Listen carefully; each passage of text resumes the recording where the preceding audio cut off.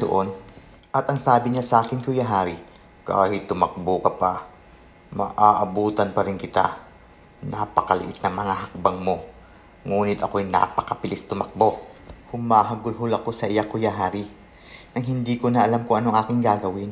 Basta takbo na lang ako ng takbo nang hindi ko na alam kung tama na ba ang daan na aking dinadaanan.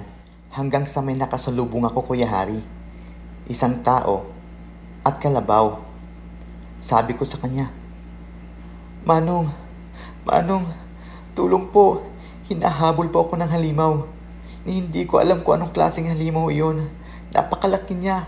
Tulong po. Sabi naman sa akin ni Manong, Saang halimaw? Saan mo nakita? Wala naman na. Baka ilusyon mo lang naman siguro yun, bata. Bakit ka naman kasi ginabing umuwi? Nasaan yung dala mo? Ba't parang ang dungis-dungis mo? Sa sobrang takot ko, Kuya Hari, hindi ko na magawang ipaliwanag sa kanya kung ano man ang nangyari sa akin. Ang sabi ko na lang sa kanya, Manong, pakihatid naman ako sa bahay namin, no? Hindi ko na lang talaga alam kung saan na ito, Manong. Parang ibang daan na ang aking nadaanan sa sobrang takot ko. Sabi naman ni Manong sa akin, doon ka na lang muna sa bahay namin. Doon ka na lang mapalipas ng gabi.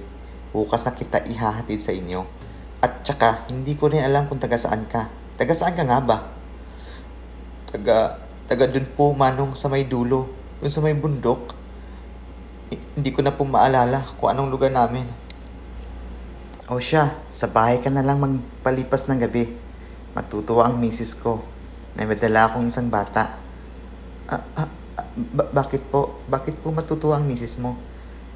Wala kasi kaming anak. At gustong-gusto niya na magkaroon ng anak. Para malay natin, gusto ang kanya. Aampunin ka namin. Wag po. May inaitay naman po ako. Hindi niyo po ako kailangan ampunin. Sige po, doon na lang po ako sa inyo magpapalipas ng gabi. Nauuhaw na rin at nagugutom na rin ako eh. O siya, malapit lang naman ang bahay namin dito.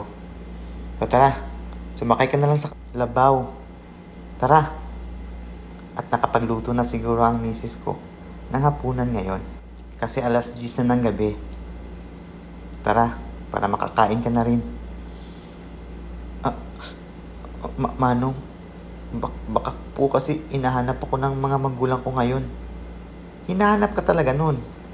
Kaso, malayo yung sa inyo. At wala tayong ibang kasama papunta dun. Tsaka, hindi ko rin naman pwedeng iwan yung misis ko mag-isa sa bahay.